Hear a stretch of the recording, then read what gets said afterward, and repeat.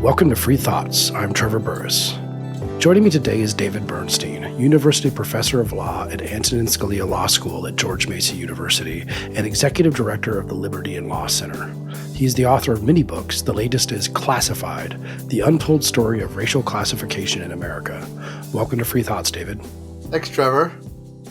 So is this book, do we think about racial classifications that we have learned about throughout American history, the big ones being slavery, of course, and then later Jim Crow. Is this the kind of racial classification you're talking about in this book?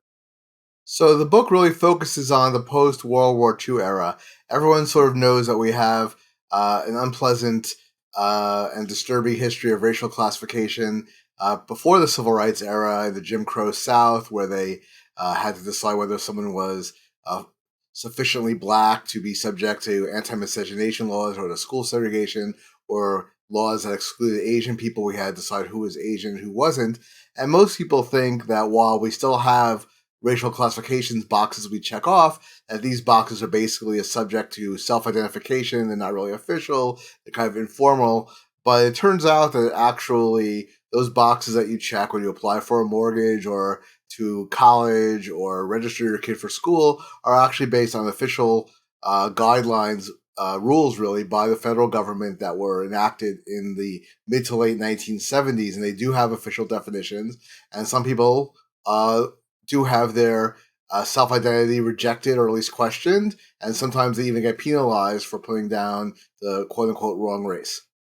As reading the book, because I've known you for a long time, I found myself wondering what led you to write this book, or more specifically, was there some research you were doing in another area that you suddenly found these strange racial classifications in American law that most people don't actually know about? So I sort of had this in the back of my mind for a long time, because when I was doing research for a book I wrote for Cato over 20 years ago, You Can't Say That, I came across a case involving two white firefighters in Boston who failed their test to become firefighters and then took it again, this time putting down that they were black to take advantage of an affirmative action legal settlement. And eventually, when they applied for promotion, their blackness was questioned and they were eventually fired. They sued. They were union members, so they went to arbitration. And the Massachusetts courts eventually set out criteria for what makes you black or not and said that here are a bunch of ways that we could recognize you as black. You don't meet any of these. And I always had in the back of my mind whether there are other cases like that. That case was always depicted in the literature as the only case along those lines. I said that would be really strange because so many government contracts, university admissions, and so forth are influenced by what race you put down. Surely there have been other cases where people have questioned this and there have been adjudications. Another thing that happened, well, two other incidents that happened around the same time, both involving sort of Hispanic classifications. We had a president of our university named Angel Cabrera. He was a white guy from Spain, but Spanish people are considered Hispanic, or at least it seemed like they were considered Hispanic because he portrayed himself as a Hispanic president of George Mason University. He was on the cover of some diversity in higher education magazine. And it was kind of odd because what makes him a minority, that he's diverse, but if he had been from Italy, he's literally from Spain. He was born in Spain, went to school in Spain, then came here for grad school. What makes him a minority, but say not someone from Italy or Afghanistan or Armenia or Greece? So that was sort of interesting to me. I sort of thought it would be worth looking into. And then also I had a nanny who was from Peru. I helped her apply for a green card.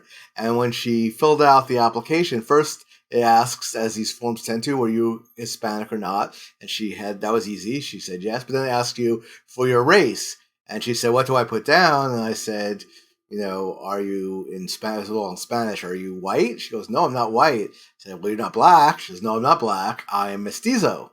Mestiza, actually, she would have said. And which, mixed Spanish, white, that's what they say in Latin America. And there was, of course, no classification for her. And the class, so I said, we have these real weird idiosyncrasies in American racial classification, ethnic classification that we just don't sort of think about. That, hey, there's no real classification for mixed race people from Latin America. By the way, you think, what about the American Indian classification? Because of lobbying from American Indian groups, only North American Indians, not including Mexico, are included. If you're from Latin America, if you're 100% Inca, whatever, you're still not Indian, is according to our rules. So, and we have this weird thing where if you're a European from Spain, you're a member of a minority group, but if you're European from somewhere else, you're not. And I started looking into it, and I discovered that the federal government has its own classifications. There's a general rule from the Office of Management and Budget that's followed by the vast majority of agencies, but the Department of Transportation has slightly different rules. So, for example, they consider Portuguese people and Brazilians to be Hispanic, but the government generally does not. Different states have different, slightly different rules. They generally follow federal rules, but they may define Hispanic differently, or they may define Asian differently, or they may include Portuguese or not Portuguese, or Portuguese may be a separate classification.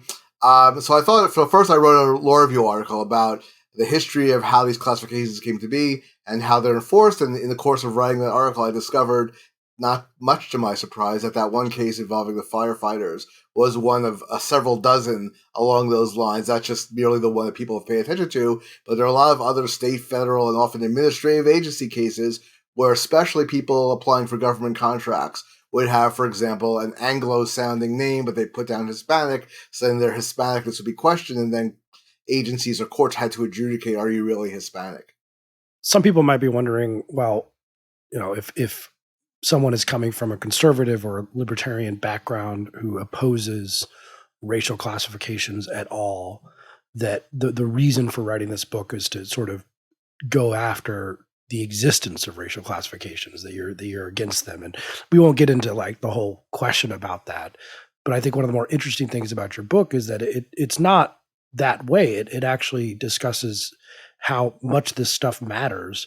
And even if you're for racial classifications, affirmative action, minority business preferences, this still poses very vexing problems that the government is pretty bad at doing it, like it's bad at so many other things.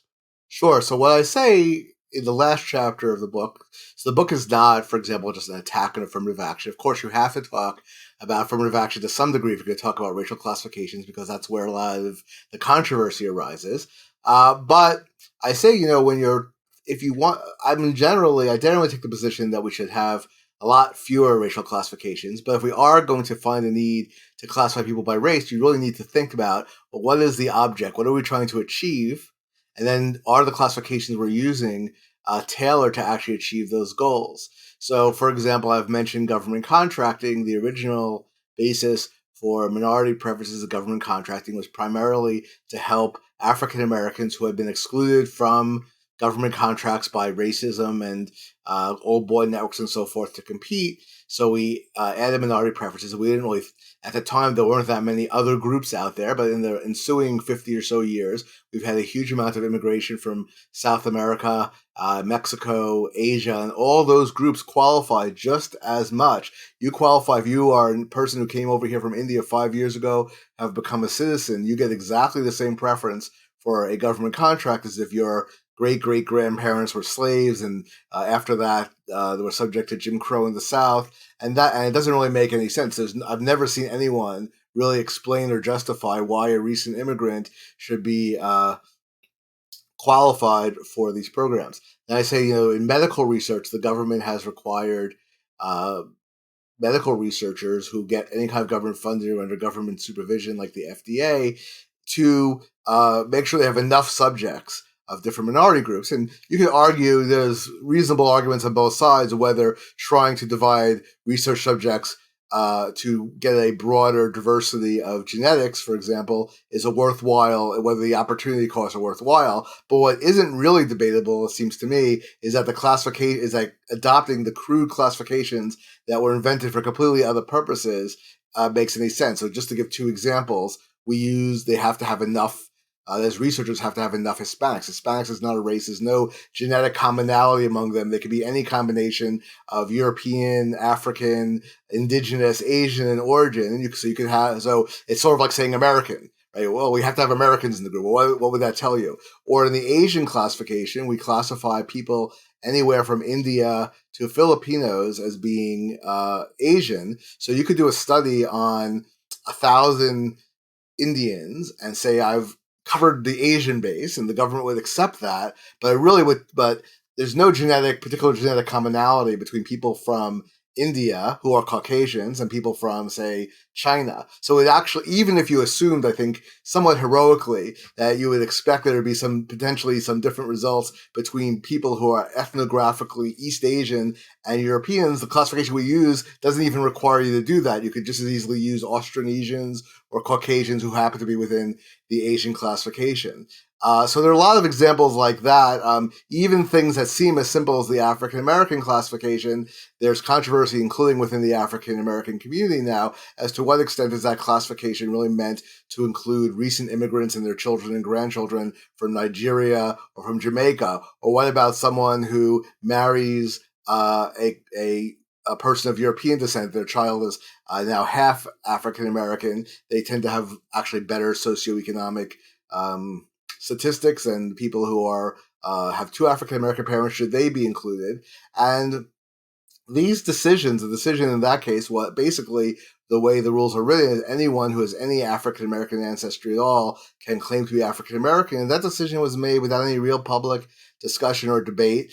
And one could argue, well, even people of African descent who aren't, descendants of slaves or want to suffer enough discrimination, want to be represented. But we've never really had a public discussion about this, and there's certainly sentiment both in the African American community and otherwise that to the extent we do have affirmative action preferences, it should be reserved for those who've suffered generations of discrimination in the U.S., not simply because you happen to be someone, your dad was the ambassador from Kenya and you decided to stay in the United States after high school. You mentioned where they came from, and of course, your book goes back to before the Directorate 15 or Directive 15. But we've been interestingly stuck with, in many ways, Directive 15. So can you talk a little bit about that and where it came from and what its categories are? Sure. So after World War II, when the civil rights movement was really taking off, and there was revulsion at the Holocaust and racially based genocide, and of course we don't think in the United States of Jews being a separate race, but the Nazis did. So to them it was racial. There was a strong inclination among liberal forces in society to do away with the racial classifications altogether, which is what Canada did, at least for a time. But then the problem arose, and this was a legitimate problem. We started enacting first executive orders banning discrimination by government contractors, then major pieces of civil rights legislation like the 64 Civil Rights Act, the Voting Rights Act. How do you ensure in some way that the regulated businesses, the government contractors, the big employers who are regulated by the Civil Rights Act, the local voting registrars in Mississippi, how do you ensure they're not discriminating if you can't measure it? If you have no way of knowing who's being discriminated against or who isn't, what the statistics are. So the governments, when they started giving out forms, they said, okay, let's take African Americans and maybe Jews and Mexicans. And they started with that, and then over time, it gradually morphed into, oddly enough, basically recapitulating the sort of traditional racist categories back from the 19th century anthropology. They sort of dropped Jews, and they added Asians, and they added Native Americans, and they added a Mexican American. The Mexican category morphed into a Hispanic category, so we basically wound up with like black, white, brown, red, and yellow. The traditional racist color scheme, but it was well intentioned. It wasn't meant to recapitulate the old racist things. It was a combination of a few factors. One is that African American civil rights groups were quite adamant that groups like Jews or Italian Americans who were white ethnics should not be included, and the other groups didn't, for the most part, fight back on that. The second thing that was just sort of an ideological point. Well, if color is the big dividing line in American society, we should be looking to see which groups are sort of analogous to African Americans in the sense of being discriminated against based on color. But the third thing, and something I think I emphasize in my book, but I've thought about it more later, is that there was a strong norm back in the 50s, 60s, and early 70s that you were not supposed to ask someone what their race, religion, or anything else was. So if you're going to monitor discrimination, like if a government contractor is going to report data to the government, how many minority employees do we have? The only ones that you could really report are ones who are visibly look different. So this would include people with African descent. It would include East Asians. It would include at least some Native Americans, less assimilated probably, who have less intermarriage. And it would also include not all Hispanics, but people who quote unquote look Hispanic, right? Darker skinned people. So that's how we started. And then you mentioned Directive 15. So Directive 15 is the rule that the federal government passed in 1977 that sort of formalized these stats. And basically, what happened was, as we continued with the enforcing of various civil rights laws, and we were encouraging academic research funded by the government on how a different group's doing, government agencies found that they were getting data that didn't match each other. So one government agency within the Health, Education, Welfare Department might have a classification for Mexicans and Puerto Ricans. Another might have Mexicans, Puerto Ricans, and Cubans. Another might have Mexicans, Puerto Ricans, Cubans, and other people of Spanish speaking descent. Another might have Spanish surname. Another might have Spanish speaking household, and so forth and so on. They were getting data that didn't match. And some agencies were using a criteria for other minority groups like Cajuns in Louisiana or Portuguese in Massachusetts. So Cap Weinberger, who is at the time the head of HUE, Health, Education, Welfare, said we have to regularize these statistics.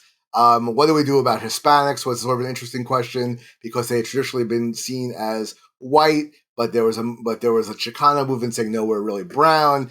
And plus, Richard Nixon thought it was important to have a separate Hispanic classification for various political reasons, which I go into the book. And perhaps most important, a particular congressman who was Mexican American got Congress to pass a law saying you must have a separate classification for people of Spanish-speaking descent. Another issue was should people from South Asia, like Indians, Pakistanis, should they be considered white, which was the norm at the time, or should we put them into the Asian classification? There was some political jockeying over that. But the long and the short of it is, this was done. It wasn't a secret. It wasn't done in some sort of conspiratorial way. But because really the only official implications, or this is just how the government's going to keep statistics,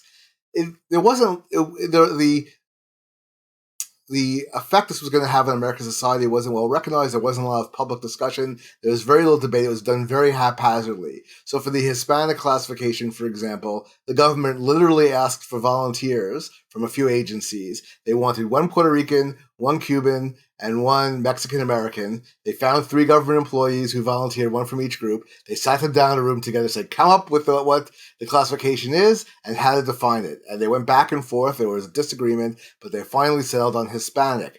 They could have done Latino, for example. Latino would have included Brazilians, but it wouldn't have included Spaniards. Instead, they went with Hispanic, which includes Spaniards and not Brazilians. A lot of, some of the Chicano activists were upset. They said, well, why are we going back to Spain? Spain's the oppressor, right? But this was not what this subcommittee happened to decide. So it was done, pretty much without all that much thought, both because it wasn't thought that it was going to have that much impact, but also we do have to remember that in the mid-'70s still, we mostly had a black-white binary in the United States. We had overwhelming majority of white Americans, European-descended Americans or Middle Eastern-descended Americans, a minority of black Americans, and a few percentages of less than 10% altogether of Asian, Hispanic, Native Americans. So no one thought that no one paid that much attention to what was going on. No one really expected the huge wave of immigration we've had since then. No one expected to have so much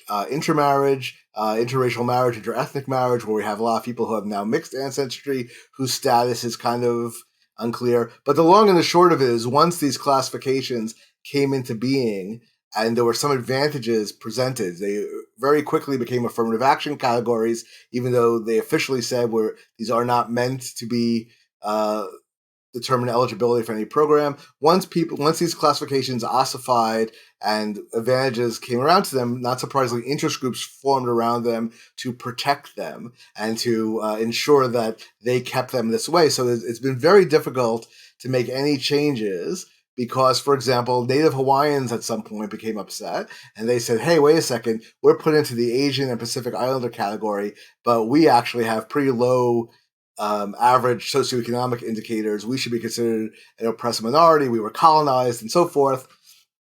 And they said, put us in the same classification with Native Americans and Alaska Natives.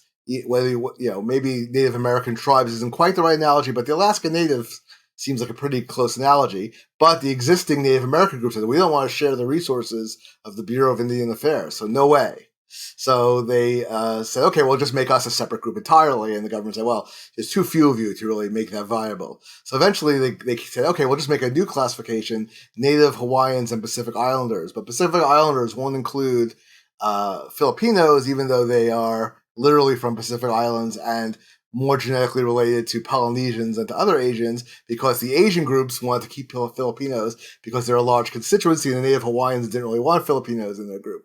So that was one example of, so that was the compromise that was made. Native American, Hawaiians and Pacific Islanders, that classification is not especially coherent itself, but that's one of the very few changes. The other changes have been on the surface, like the category was originally, I think, Black/Negro, now it's Black/African American. The Hispanic classification, the definition hasn't changed, but now it's Black/Hispanic. There was a question when African immigration picked up, should the OMB consider them to be African American or put them in a separate class? And they just wrote a little memo saying, we're just going to keep them in the same group without any real explanation. But the long and the short of it is that anytime you try to make any kind of changes as to what these groups, how you define these groups, you will run into, you might be able to expand the groups. Like the Asian classification in various agencies has been expanded to include groups that simply weren't thought about because we didn't really have a lot of Mongolians or Malaysians 50 years ago. Now we have some.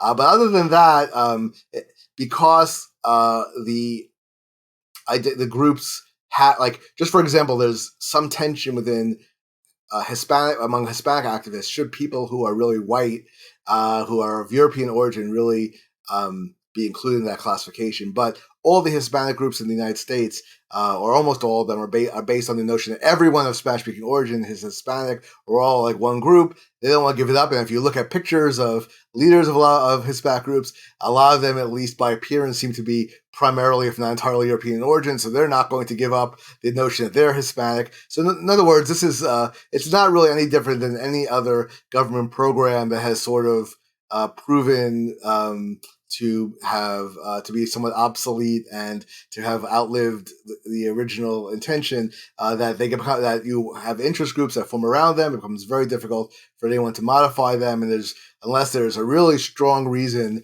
to politically to overcome the status quo just stays the way it is. That's what I thought was the most sort of interesting meta point about your book, was that political economy, as you pointed out. You can create different government programs that are maybe not that popular when they're created, but if you create a constituency around it by virtue of the government program doing it, it may be impossible to take away. And it's not always, like, some groups want to keep the expansive definition for various purposes, but sometimes there's a tension that works the other way. You point out that on African Americans, if you're looking at welfare statistics, immigrant Africans, so people with black skin but are not descendants of slaves, who often do better socioeconomically than people who are descendants of slaves.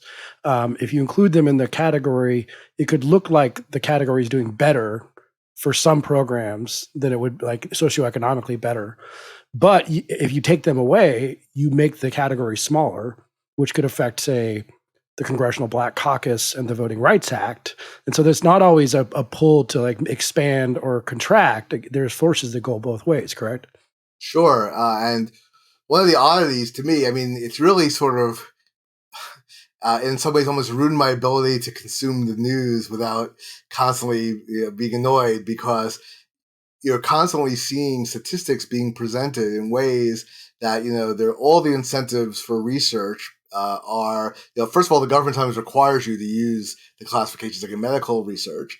But even when they don't, because the government, for example, in the education context, requires public schools, universities, and so forth to gather these particular statistics, if you're a researcher, you go with the data you have. So you'll see these statistics that say Hispanics are doing the following.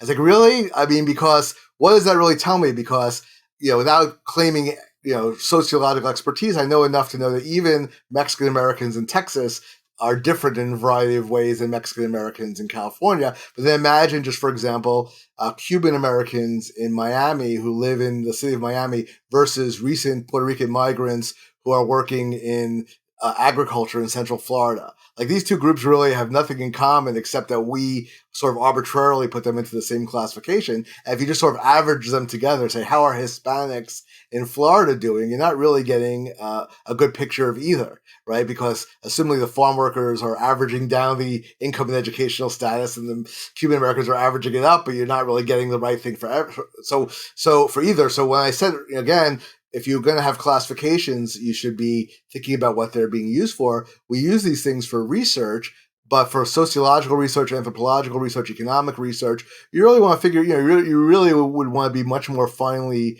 tuned and figure out, okay, let's look at subgroups like Native Americans. You have stats from Native Americans, but you have some people who are living on the Hopi reservation who've been there for generations, now for several generations, and you have very little economic or educational opportunity. You have other people who check Native American, but maybe they're 1/32nd Cherokee, and they all count, as long as they put that down when you do the survey research. But just, again, averaging those two groups is not going to give you any useful data. It's going to actually obscure more than illuminates. And relatedly, we've come to accept that, most of us don't think about it anymore. We just hear things like Hispanic, we just sort of accept it, but it really is totally artificial. Asians is an even better example. So again, everyone from India to the Philippines, most people who are surveyed who are in the classification of Asian American, about 62% of them say they don't accept the identity at all. So they don't even think of themselves, even as a secondary identity, as Asian American. But I'll listen to NPR, or when I was listening to NPR during the 2020 election, they had like a week where they're basically saying, we're going to talk about the Asian American vote in 2020. And I said to myself, as I'm finishing my book, well, this is going to be interesting because there is no such thing, right? And it turns out that when they said that they'd say that, they say, today we continue our series about the Asian American vote. We are here today at the Chinese American Democratic Club of San Francisco. And the next day, we're here at the Korean political caucus of South Carolina. And of course, because there are no Asian political groups in that sense. I mean, there are a few groups that so identify, but as far as like grassroots political organizing, it will almost always be done on an ethnic basis, right? Because Koreans don't think of themselves as being the same as Pakistanis, don't think of themselves as being the same as Filipinos, right? There's no reason that they would all be one. Now, for East Asians, you could at least say, well, maybe they all face the same sort of discrimination because whites don't distinguish among them, but even that doesn't work for the Asian classification, because surely even if you're a fairly ignorant American from like a place that's not very diverse, you could tell a difference between someone from Pakistan or India compared to someone from China or Japan, right? You may dislike one group but not the other, or you may dislike all foreigners, but it has nothing to do with it being all Asian. Now I'm about as white as can be, although again, even that category is very unclear. But I can definitely trace part of my ancestry back to Jamestown. But I did have a great grandpa who was Italian, born in Italy, came over in the early 20th century. Now, a lot of people might be thinking, well, what about this idea that Italians weren't white, or Irish would be this question, weren't white, which you kind of push back on a little bit. But there are some interesting questions about types of discrimination faced by people who present as white skinned, like Polish and Italians, that nevertheless was meaningful and is not really accounted for in our discrimination laws. Yeah, I mean, the people who say they weren't white are using a really stylized modern definition of white, meaning fully accepted. I actually just wrote something on Twitter about this because I was thinking about it more. And I think if you wanted to say what is really meant when you say that Irish or Polish or Jewish or Italian immigrants weren't considered white, what they really was saying is they weren't considered, not only were they not considered fully American, they were considered potentially unassimilable. They'll never be real Americans. Not because they weren't white, but because they had various religious and ethnic attributes that were considered undesirable and unassimilable into American life. So when I say that they really were considered white, that doesn't mean that they didn't face a tremendous amount of hostility and discrimination at various times. As I point out in the book, by the late 1960s, early 70s, you could go to Chicago, which had like a 25% Polish population, and look at the CEOs and high level executives at Chicago companies and not find anyone really of Polish background.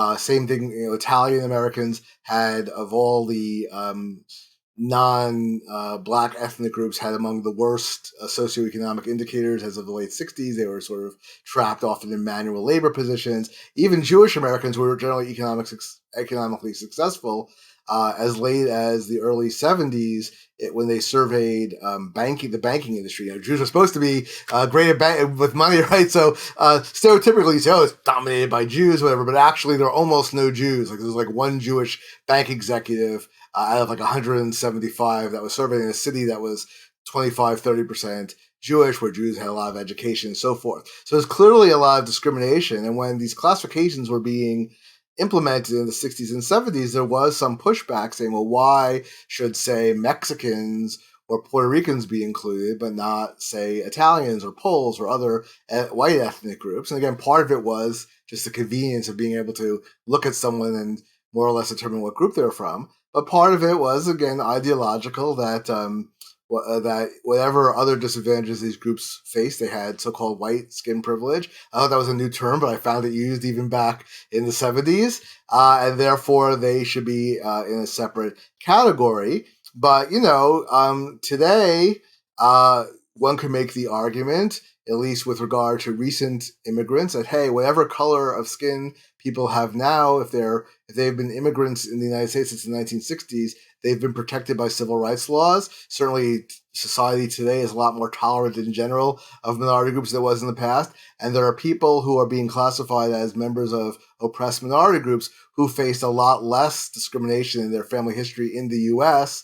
than white ethnic groups who never got officially classified as minorities. On the other hand, you could say, one lesson maybe is that we don't even really typically look at people we consider white and even think about their ethnic origins anymore. I mean, it's almost as late as the mid 80s when Justice Scalia was being appointed to the Supreme Court. There was some discussion. It wasn't a huge deal, but it was considered a big political plus that he was the first Italian-American justice. Now DeSantis is considered a very likely presidential candidate, maybe a future president, and his Italian background almost never comes up. It's barely. I actually saw some discussion on Twitter recently about whether we should consider DeSantis to be a minority because of his Cuban background. It's like, wait a second, he's not Cuban. People don't even know that he's Italian. So, there is a certain case to be made in that sense for maybe benign neglect, like when we did not officially classify people as minorities and they wound up assimilating at least into the general white population, and maybe the less we classify people by race, the more likely we are to achieve a common American identity than if we officially tell people you're members of different groups.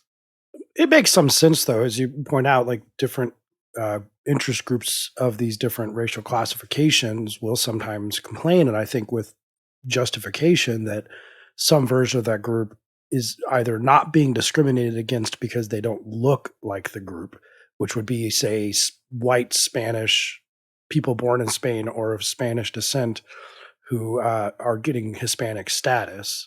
And so that we should be looking at phenotype more than genes and saying, how does this person present? Because racism in its sort of ugly incarnation is this kind of classification based on, well, you look like X, therefore we're going to deny you Y or do something to you. So should that be the way that these categories go, looking at what actually happens to people based on how they are treated, based on, unfortunately, how they look? So one suggestion that someone posed to me at one point was that you could actually ask people, instead of what race you are, is to say, do you have reason to believe, based on your appearance, that you face discrimination?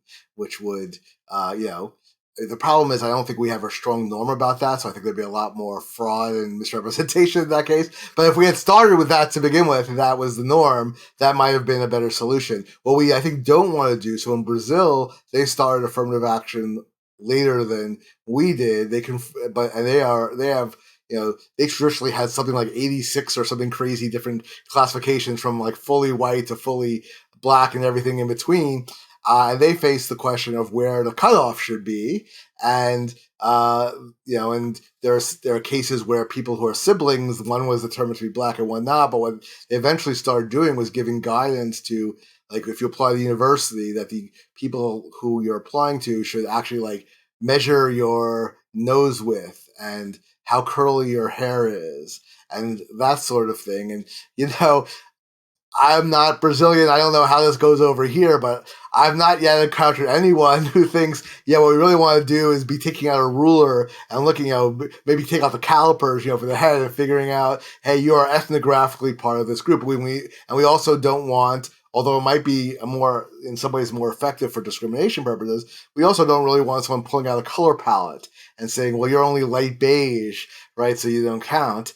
And it gets even more complicated because, Hispanic activists will say, well, I may be a white Hispanic, but my last name is Lopez. And when people see my name on a resume, they don't know if I'm brown or white or yellow or anything else. So they may just assume that I'm a member of the other group. So there are a lot of complications in this regard. But my own um, feeling about this, at least with regard to affirmative action, which I express at the end of the book, is the two groups that we could say really have suffered generations of government hostility. The two groups that are not post 1960, primarily post 1965 immigrants, and are not of European descent, are Native Americans and African Americans who are descendants of slaves. And Native Americans, I don't want to include all Native Americans because it's there are a lot of, I have a whole chapter about how we determine who is officially Native American. But the long and the short of it is, for things like the census or checking off boxes, there are a lot of people who essentially, you said like you're just like a regular white guy, who live their lives like a regular white person in the sense that they don't really have any cultural or other ties, but they just happen to have inherited tribal membership, let's say, from like the Cherokee are very liberal about tribal membership. There's at least one person in the United States who's 5,238th Cherokee, but his great great great great grandfather or whatever was Cherokee, so he counts as a tribal membership. Can't even go by tribal membership. So I would sort of say let's start off at least by limiting our classifications for affirmative action, if we think we need to engage in it, to descendants of slaves, American slaves, and to Native Americans who live on reservations, because that they have really suffered the brunt of the discrimination, as opposed to someone who happens to have who's Elizabeth Warren, or someone who has vague, maybe real, maybe not so real ancestry, may identify that for purposes of getting a job or so forth. And to me, that's not. There's two advantages. One is limiting things to the groups that really have suffered the most, but also, arguably at least, while those classifications correlate with race, they're not actually racial classifications. So in other words, not saying anyone who's black gets a preference. You have to be a descendant of American slaves. If you actually are a white descendant, you're very vague, lengthy ancestry.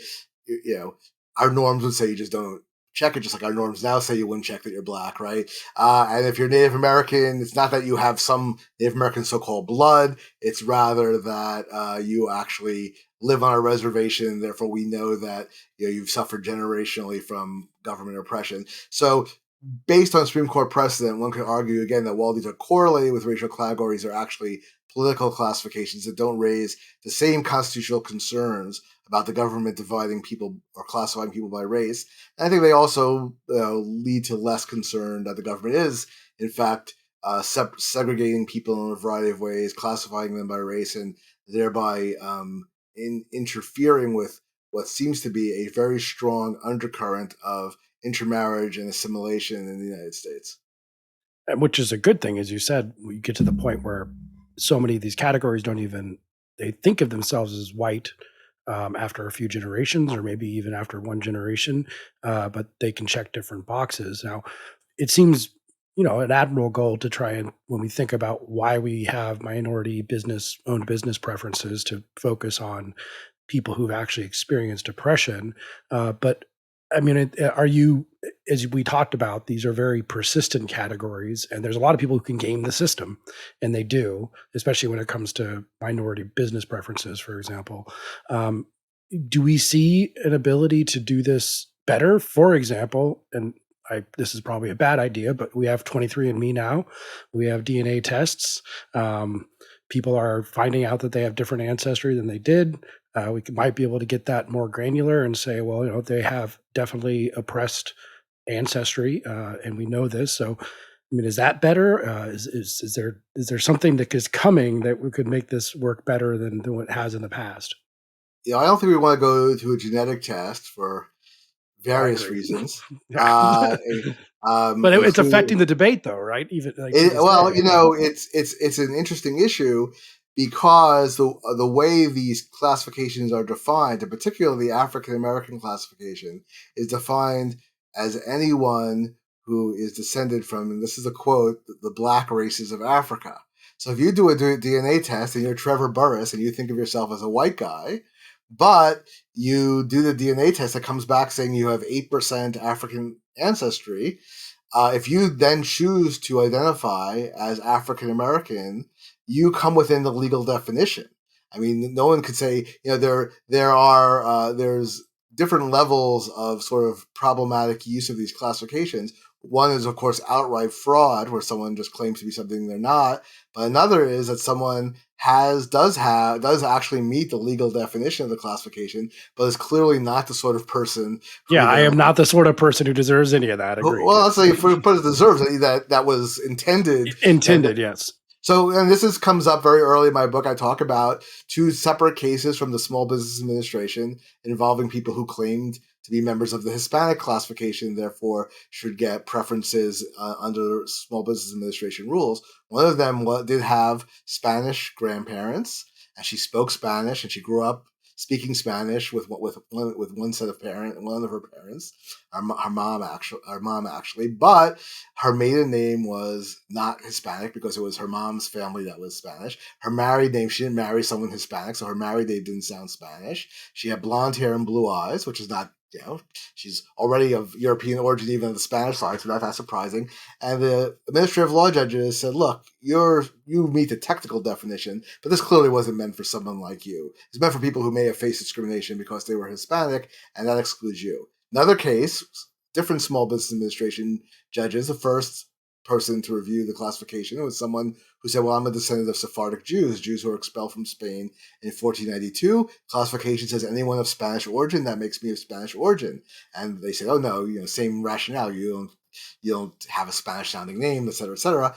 But then on appeal, the administrative law judge said, well, look, I don't care whether you face discrimination or not because of your Hispanic origins. If you look at the statute, it says Spanish origin or culture. I don't have any authority to decide who is sufficiently Hispanic. I only have authority, which I think is the correct answer under the statute. Maybe a bad statute, but the statute doesn't say you have to be Hispanic and be someone who may have suffered discrimination. It just says Spanish origin, therefore you are Spanish. Now, does he deserve? Even if you think Hispanic should be covered, is she someone who's meant to? Well, that this is a sort of problem with using these crude classifications. They tend to be quite over inclusive, and I think that again, people weren't worried so much about it 50 years ago. We didn't have that many people who are minorities who are not black, and it was considered at the time, and no one at the time was still sufficiently socially undesirable to be black in the general society. No one thought that people would pretend, although now, of course, we have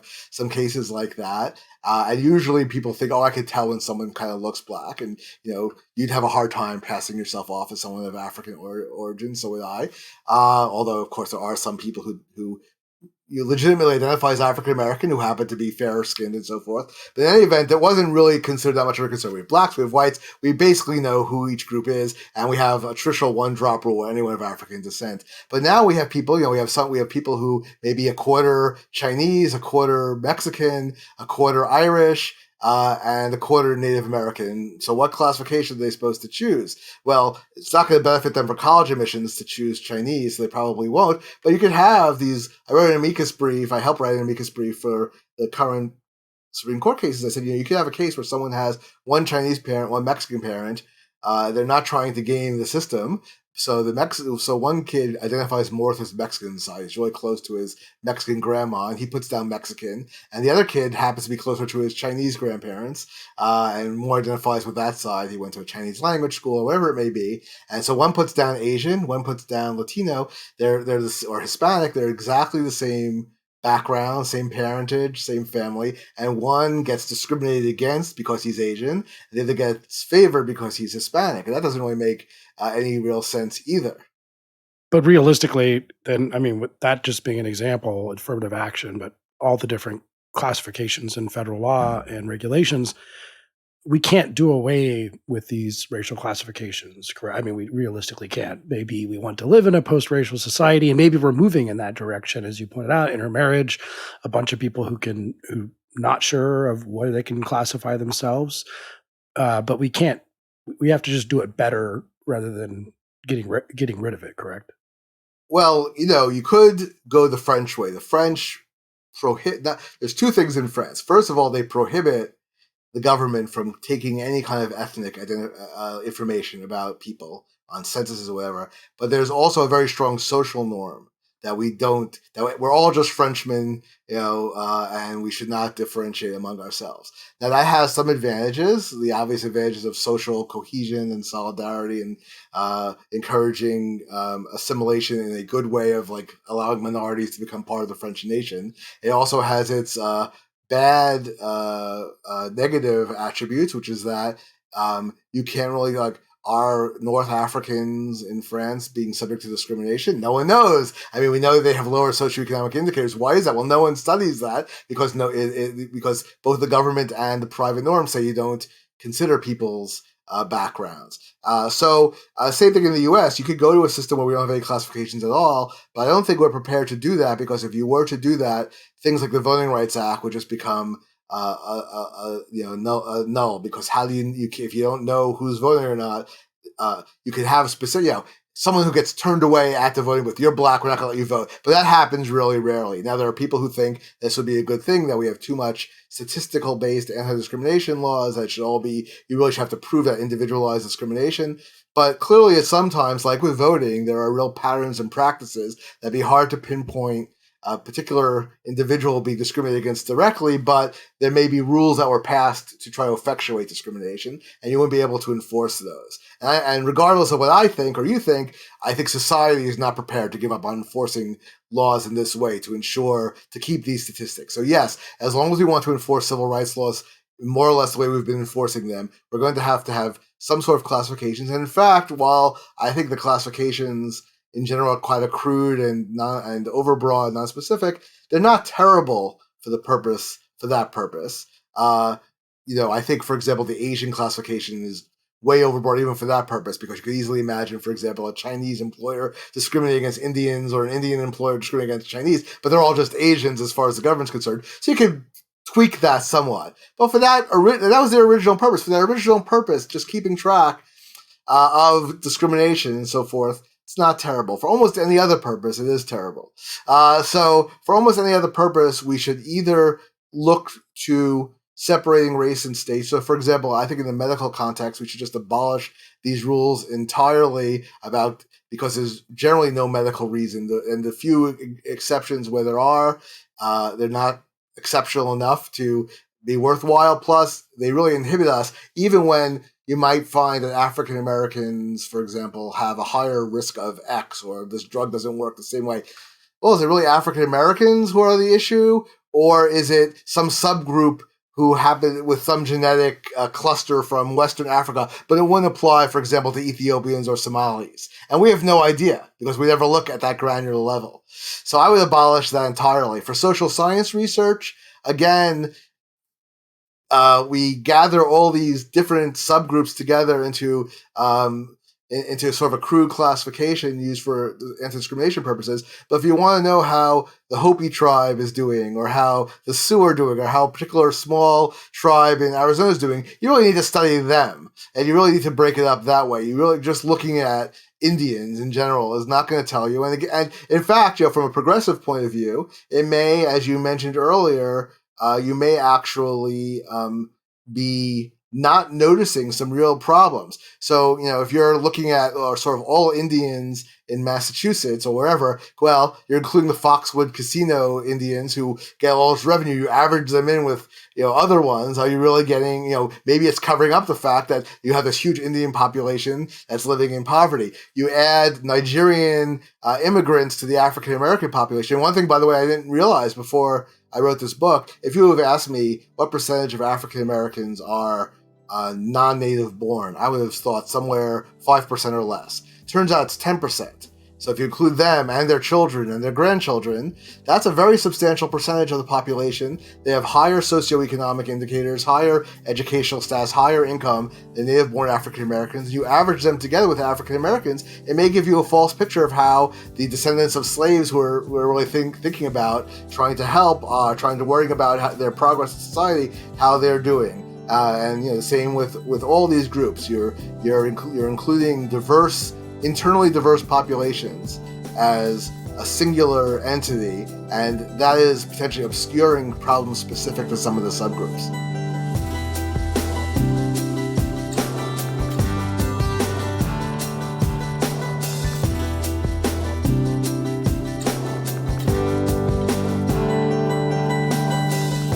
Thanks for listening.